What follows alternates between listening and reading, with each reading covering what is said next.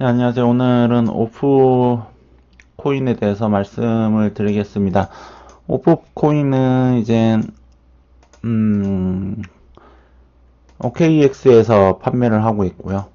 지금 가격은 1원 정도로 알려져 있고요. 그래서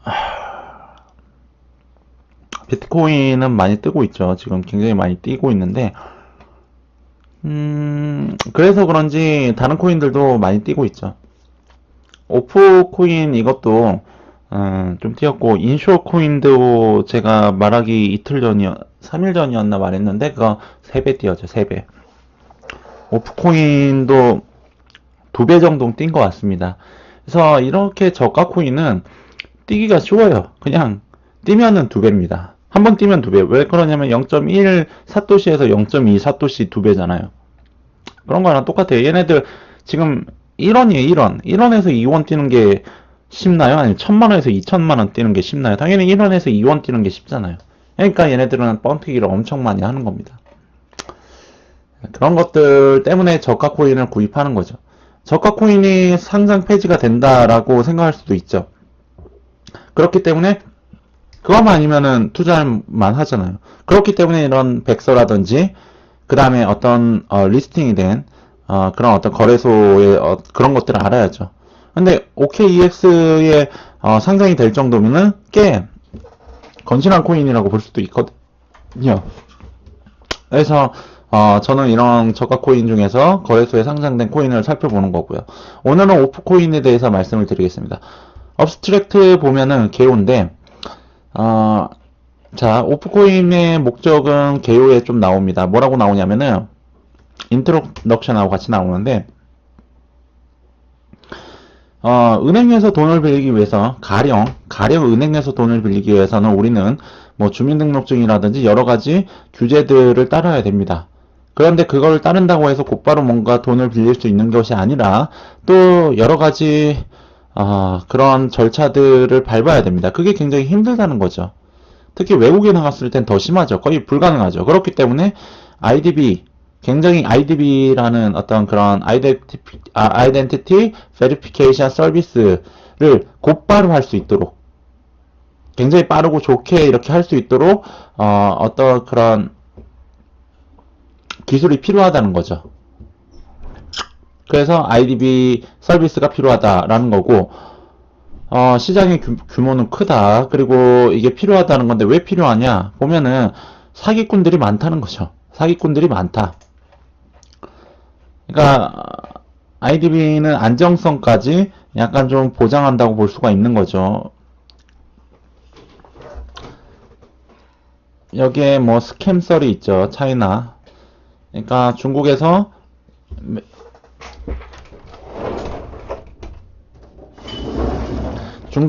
이젠 아무 짓도 안 했는데 주민등록증이 해킹당해가지고 몇 억을 내는 그런 사건이 발생했다고 합니다. 근데 국내에서도 그런 일이 비일비재한 걸로 제가 뭐 기사나 이런 데서 예전에 봤던 걸로 기억을 합니다. 그래서 그런 문제점 해결해야 된다고 이렇게 말을 하고 있고요. 프라이버시 이슈. 그러니까 뭐 노스코리아 같은 데에서는 그런 주민등록증이라든지 어떤 개인정보를 해킹해가지고 빼돌리는데 그런 것들이 없어야 되겠죠, 당연히. 그 다음에 Financial Regulation Requirement. 그 재정적인 어떤 규제들 이런 것들이 굉장히 까다롭잖아요. 그래서 그런 것들을 이제 Anti Money Laundering이랑 Know Your Customer 이런 규제입니다. 규제인데 이 규제는 굉장히 사람들이 열받게 하죠. 힘들고. 그래서 그런 규제를 약간 좀 타파해야 되지 않나 그렇게 말을 하는 거고요. 이멀징 마켓인데 이멀징 마켓 같은 경우에는 뭐 중국이라든지 개발도상국들 있잖아요. 그런 데에서는 아직 체계가 잡혀 있지가 않아요. 뭐 아이덴티피케이션을 어떻게 입증할 수 있는, 베리피케이션 할 수 있는 그런 체계가 잡혀 있지 않기 때문에 그런 것들을 그런 나라에서 이런 시스템을 도입해야 된다라고 말을 하고 있고요. 하이 트러스트 쉐어링 에코노미 공유재산 중국 같은데 공유재산 된 게 많잖아요. 자동차 나눠 쓰고 그럴 때는 신용이 필요하죠. 뭐 주민등록증이나 그런 것들을 이용할 필요가 있기 때문에 그런 거고 insufficiency. 근데 현재 어떤 기술만으로는 그런 것들 해결하기가 힘듭니다. 그렇죠? 그런 말을 한 거고요, 위에서. 논 블록체인하고 블록체인의 차이가 있는데, 서티피케이션. 이거는 블록체인이 안 되죠. 그럼 서티피케이션이 뭔지 한번 살펴보도록 하겠습니다. 어떤 절차래요. 어떤 절차냐면은, 아이덴티티 프로바이더가 아이덴티 시스템 만들어가지고, 그러니까 뭔가 그 정보를 제공하는 사람이 그런 어떤 아이덴티티 시스템을 만들어가지고, 그리고 그 어떤 법률적인 그런 문제 만들어가지고 그런 절차를 따르도록 하는 거죠.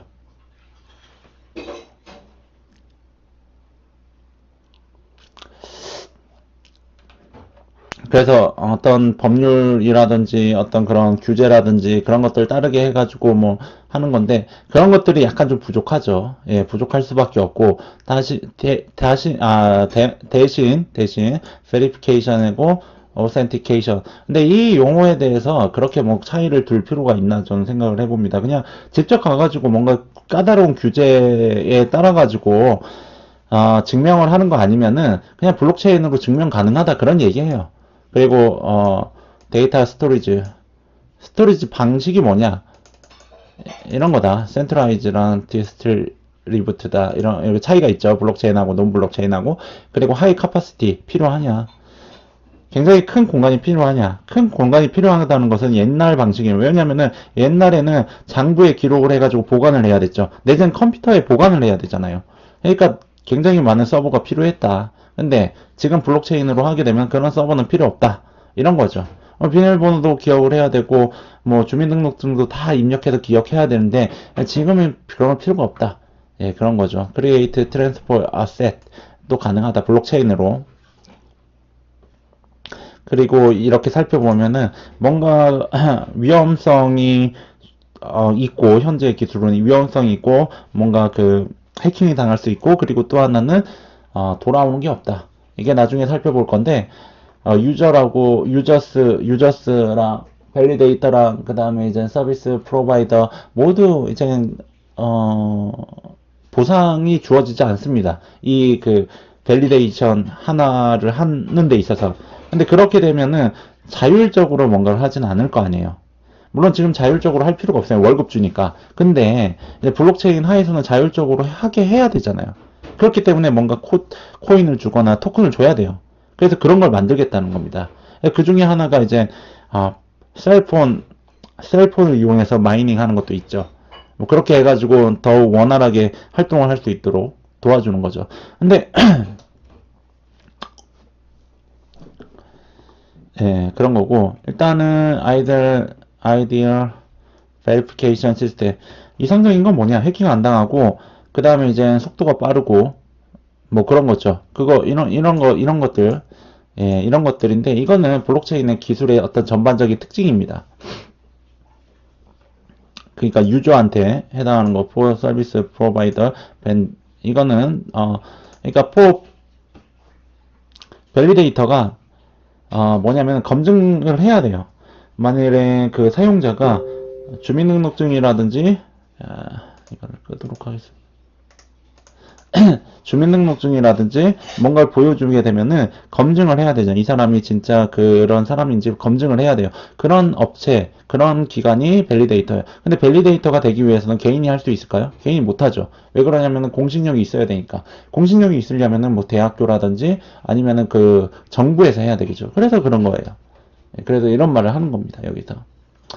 그래서 이런 문제점이 있기 때문에 나온 게 오피드예요. 오피드는 뭐냐면 아까 전에 계속 말씀을 드렸던 IDB를 디센트럴라이즈드 한 거예요. 그러니까 탈중앙화 시킨 IDB라는 겁니다. 블록체인하고 관련된 거죠. 그래서 오피드입니다. How it work 이건 나중에 설명하고, 이게 이제 전반적인 구조고요. 구조는 이렇게 한번 보면 되고요. 어플리케이션의 구조죠. 그리고 이거는 시스템입니다. 어떻게 되냐면은 처음에 1번 유저가 M 서버에다가 자신의 어떤 계정을 줘요. 자신의 어떤 주민등록증을 줍니다. 그럼 밸리데이터, 정부라든지 어떤 국가기관에서 살펴봅니다. 공인인증체가 살펴봐요. 살펴봐가지고 이 사람이 그 주민등록증하고 동일 인물이라고 하면은 인정을 해주면은 디스트리뷰트 스토리지에다가 넘겨줘요. 파일을 넘겨줘. 그 상태에서 이젠 어떤 서비스를 제공하는 사람들과 서비스가 연결돼 있죠. 서비스 제공하는 사람들과 다 연결이 돼 있어가지고 그런 어떤 네트워킹이 쇼트 되는 거죠. 굉장히 끈끈하게 연결이 돼가지고 그 사람들한테 이젠 따로 어떤 그런 기막히게 복잡한 그런 어떤 절차를 걸칠 필요 없이 그냥 정보를 주고받으면 끝나는 거죠. 서비스 얻을 수 있는 거죠. 그런 거를 말하는 겁니다. 근데 이게 왜 블록체인하고 관련이 있냐? 블록체인하고 관련이 있죠. 탈중앙화죠.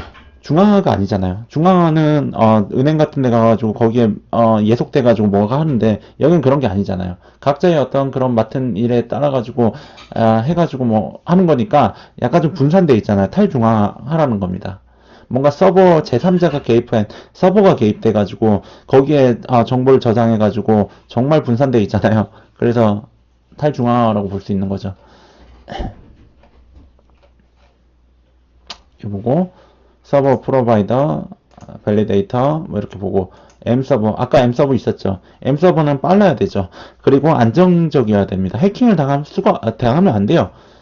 그리고 뭐 그런 특징이 있잖아요. 그래서 그런 특징을 이제 하는 거고 그 다음에 그리고 서버랑 같이 이제 서버를 빠르게 하기 위해서 프록시 서버 서비스를 이용한다고 그러고 그 다음에 화이트 리스트 서비스 해야 되죠. 뭐냐면은 블랙리스트랑 반대죠. 블랙리스트는 항공기에 탑승하기 위해서 블랙리스트에 해당하면 안 되잖아요. 그거랑 똑같습니다. 그래서 블랙리스트에 해당하지 않기 위해서 뭔가 화이트 리스트 서비스를 만들었고 리스트 서비스 그러니까 화이트 리스트에 등록이 돼 있는 사람인지를 본다는 겁니다. 만일에 블랙리스트에 있는 사람이면은 이런 서비스를 할 수 없는 거죠. 그래서 넘어가도록 하고 월급 플로우 이걸 한번 봅시다. 유저가 있어요. 사용자가 있으면은 자 먼저 서비스 프로바이더한테 야 나 서비스 이용하고 싶어 이렇게 말을 하는 겁니다. 그렇게 되면은 자 어디로 가죠? 화이트 리스트 서버에 가가지고 이 사람이 화이트 리스트인지 블랙 리스트인지 보는 거죠. 화이트 리스트다 하면은 너 괜찮아 사용할 수 있어 해가지고 밸리데이터면 검증자죠. 검증자와 그걸 인터랙션을 해가지고 이 사람 맞아 이 사람 주민등록증 맞고 이 사람의 아이덴티티가 맞으니까 이거 활동할 수 있어. 그러면 디스트리뷰트 스토리지에다가 자신의 어떤 아이덴티티나 뭐 주민등록증을 올리는 겁니다. 올린 다음에 서비스를 받을 때 그 다음에 이 사람이 서비스를 주는 사람이 그런 어떤 이 사람의 계정을 보는 거죠. 그렇게 되는 거죠. 탈중앙하잖아요. 중요한 거 이게 오피드의 중요한 건 뭐냐 익명성과 그리고 이젠 안정성과 뭐 여러 가지 좋은 이런 얘기들이 나오는데 그 중에 이젠 더 더블 레이어 퍼블릭 키 스트럭처 이거는 상당히 뭐 이해하기 힘들어가지고 일단 넘어가는데 중요한 거는 2단계 이젠 키라는 겁니다. 2단계 이젠 뭐 안정성도 있고 그런 어떤 절차적인 그런 것도 있고 뭐 그랬는데 그 다음에 이제 트러스트 믿을 수 있는 컴퓨팅 예전에는 로직 그러니까 예전에는 로그 함수로 이제 컴퓨터를 운영했는데 지금 양자역학으로 컴퓨터를 운영하죠. 그래서 현재의 어떤 그런 기술로는 양자역학으로 운영되는 그러니까 기술에 의해서 뚫릴 수가 있어요. 해킹으로. 예, 기술이 약하면은. 그렇기 때문에 좀 더 믿을 수 있는 정확한 컴퓨터 시스템 그런 것들이 필요한데 그런 것들이 이제 블록체인으로 해결할 수 있다라는 거죠. 그래서 좀 이제는 이거는 이 사람들이 뭐 어플리케이션 만들겠다 이런 거고 쭉 넘어가고 예, 그래서 이제는 팀 나오고 이제는 이 정도만 이해해도 충분하다고 저는 생각을 하거든요. 그래서 이게 이 시스템이 원활하게 돌아가기 위해서는 토큰이 이용돼야 되겠죠. 토큰이 이용돼야지 뭐 검증자라든지 뭐 서비스 주는 사람이라든지 뭐 유저라든지 자율적으로 그리고 또 스스로 이제 그거를 활성화시킬 수 있기 때문이죠. 그래서 여기가 홈페이지입니다. 여기 홈페이지고 이렇게 쭉 보면은 특징들이 나와요. 특징들이 나오는데 제가 아까 설명드린 거에서 크게 벗어나진 않아요. 커뮤니티 체인하고 커뮤니티 트러스트, 그러니까 서로 믿어야 되죠. 믿는 것이 신뢰가 굉장히 중요하다. 그런 것들은 이제 합의를 통해 가지고 이루어낼 수 있다라는 얘기고. 그래서 스마트 컨트랙트가 중요하죠. 이 블록체인 할 때는 스마트 컨트랙트로 인해서 거래를 하는 건데, 이 스마트 컨트랙트는 어디서나 이용되는 블록체인의 특징입니다. 오너십 인터 커넥티드. 그리고 이렇게 연결이 돼 있죠. 오너십끼리 연결이 돼 있어 가지고 뭔가 그런 어떤 그 아까도 살펴봤듯이 어떤 계정 하나 있으면은 계정이 이제 한번 이제 뭔가 그 검증이 되면은 이런 어떤 오너십하고 이제 인터랙션이 다양하도록 빠르도록 할 수 있도록 연결이 돼 있는 거죠. 디스트리뷰트 카운트 시스템 이런 것도 아까 다 살펴본 거라서 일단은 그냥 셀폰 마이닝 이런 거 셀폰 마이닝 한다고 할 수 있다고 그랬죠. 그냥 뭐 게임 할 수 있다는 거고 넘어가도록 하고요. 그 다음에 팀입니다. 팀은 두 명이 있는데 왼쪽에 있는 사람이 조금 주체 그러니까 만든 사람인데 이 사람이 이제 블록체인 컨테스트, 그러니까 퍼스트 블록체인 컨테스트에 중국에 있었나 봐요. 중국에 있었는데, 중국에서는 잘 정확히 모르겠어요. 근데 거기에서 상을 받은 사람입니다. 상을 받은 사람이라서 약간 좀 그런 쪽으로 믿을 만한 사람이 아닌가라고 생각을 하고 있고요. 그 다음에 이제 아이디 관련된 어떤 특허권을 가지고 있어요. 그러니까 자기가 이제 만든 이 코인과 관련한 특허권이 있다는 거죠.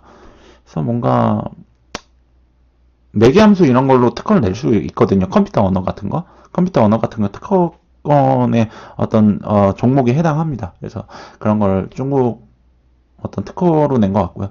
그 옆에 있는 사람은 뭐 저기 대학 교수라든지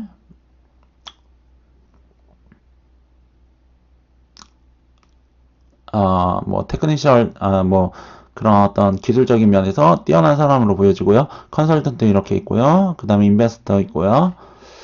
예. 그래서 팀은 뭐 오랫동안 일한 사람들이고 IBM이라든 바이두라든지 여러 군데에서 일했고 그다음에 여러 어떤 대학교에서 지금 체계적으로 공부를 받았던 사람들이 지금 여기에 투입이 되었다라고 말들을 합니다. 그리고 트위터 같은 데에서 보면은 이제 트위터에서 보면은 제일 중요한 건 그거예요. 이 사람들이 꾸준하게 어떤 자신들의 어떤 프로젝트에 대해서 올리는지 안 올리는지 그게 굉장히 중요합니다. 근데 이 사람들은 계속 올려요. 그러니까 뭔가 자신들의 어떤 프로젝트가 완성될 때마다 올리거나 이런 건 잘 모르겠는데 제가 중국어를 못하니까 이런 거 잘 모르는데 어쨌든 꾸준하게 올립니다. 꾸준하게 올려가지고 뭘 하고 있는지 알려주려고 노력을 하고 있어요. 그래서 그런 점이 좀 괜찮아 보인다고 말씀드릴 수 있고요. 그래서 인생 코인으로 저는 삼으면 되지 않을까, 예, 그렇게 생각을 해봅니다. 저는 인생 코인으로 삼으려고요. 예, 감사합니다. 또 다른 코인 가지고 예, 또 찾아